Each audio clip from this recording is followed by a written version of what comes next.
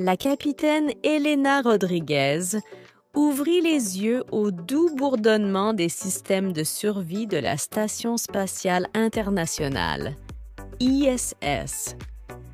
Elle flottait doucement dans sa petite cabine de sommeil, les sangles de son sac de couchage la maintenant en place. L'horloge numérique affichait 6H00 UTC, signalant le début d'une nouvelle journée bien remplie en orbite. Elle dézippa son sac de couchage et sortit de la cabine, savourant la sensation de flotter en apesanteur. Elena se dirigea vers la station d'hygiène où elle attrapa un sachet de shampoing sans rinçage et quelques lingettes pour le corps. Sans eau courante, elle devait s'adapter à utiliser des ressources minimales pour rester propre. Se brosser les dents demandait également une certaine ingéniosité. Elle pressait un peu de dentifrice, se brossait les dents, puis avalait le dentifrice, comme elle avait appris à le faire. Le petit déjeuner était une affaire commune. Elena rejoignit ses coéquipiers dans la cuisine où ils bavardaient tout en préparant leur repas. Aujourd'hui, elle choisit un sachet d'œufs brouillés lyophilisés et ajouta de l'eau pour les réhydrater. Pendant qu'elle mangeait, elle regardait autour d'elle son équipe multinationale. Sergueï de Russie, Aki du Japon et Sophie de France. Chaque repas rappelait l'effort mondial derrière l'ISS. La conférence de planification matinale connectait l'équipage avec les centres de contrôle de mission du monde entier.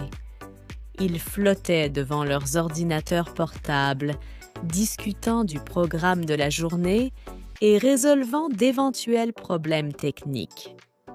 La coordination et le soutien depuis la Terre étaient cruciaux pour le succès de leur mission. Après le briefing, Elena se dirigea vers le module de laboratoire pour la première expérience de la journée. Elle étudiait comment la microgravité affectait la croissance cellulaire, un projet qui pourrait avoir des implications significatives pour la recherche médicale sur Terre. Avec soin, elle prépara les échantillons et lança l'expérience, documentant chaque étape avec minutie. Son travail fut interrompu par un appel de Sergueï, qui avait besoin d'aide pour une tâche de maintenance. Un élément critique du système de survie de la station nécessitait une inspection.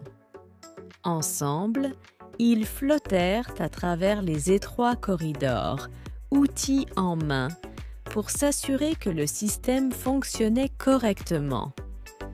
6 tâches étaient vitales pour leur survie dans l'environnement hostile de l'espace. La condition physique étant une priorité, il était maintenant temps pour sa routine d'exercice quotidienne. Elena s'attacha au tapis roulant, utilisant des harnais pour se maintenir en place. Courir dans l'espace était une sensation étrange, mais elle s'y était habituée. Ensuite, elle passa à l'appareil d'exercice de résistance, simulant la musculation pour maintenir sa masse musculaire et sa densité osseuse. Sa séance d'entraînement dura 2 heures, la laissant rafraîchie et énergisée. Le déjeuner apporta un autre repas réhydraté et une conversation animée. Elena apprécia un plat de pâtes, savourant les saveurs malgré la texture inhabituelle. Partager les repas aidait l'équipage à maintenir un sens de la camaraderie et de la normalité. L'après-midi fut dédié à plus de recherches scientifiques et de maintenance. Elena participa à une expérience observant la dynamique des fluides en microgravité. Le comportement des liquides dans l'espace pouvait offrir de nouvelles perspectives en physique et en ingénierie, potentiellement révolutionner la technologie sur Terre. Plus tard, elle prit le temps de communiquer avec des étudiants sur Terre via un appel vidéo. Montrer des expériences simples et répondre à leurs questions curieuses était l'une de ses parties préférées du travail. Inspirer les jeunes esprits et partager les merveilles de l'espace la faisait se sentir connectée à la vie sur Terre. Avant le dîner, Elena avait prévu un appel vidéo avec sa famille. Voir leur visage et entendre leur voix offrait un réconfort précieux. Malgré la distance, ce moment la maintenait ancrée et motivée. La conférence de planification du soir était l'occasion de passer en revue les réalisations de la journée et de se préparer pour le lendemain. Ensuite, l'équipage se réunit pour le dîner, savourant une variété de plats de différents pays. La conversation était fluide, un mélange de discussions techniques et de plaisanteries légères. La journée de travail terminée, Elena disposait enfin de temps libre. Elle flotta jusqu'au module d'observation où les fenêtres panoramiques offraient une vue imprenable sur la Terre. La vue de la planète bleue, avec ses nuages tourbillonnants et ses vastes océans, ne manquait jamais de l'émerveiller. Elle passa quelques moments en réflexion silencieuse, appréciant la beauté et la fragilité de leur maison. De retour dans sa cabine de sommeil, Elena se préparait à dormir en lisant quelques pages de son livre préféré. Les lumières de l'ISS étaient tamisées pour signaler à son corps qu'il était temps de dormir.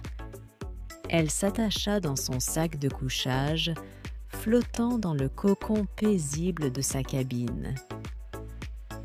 La vie sur l'ISS était un défi, avec l'adaptation constante à la microgravité et les exigences rigoureuses de la recherche scientifique.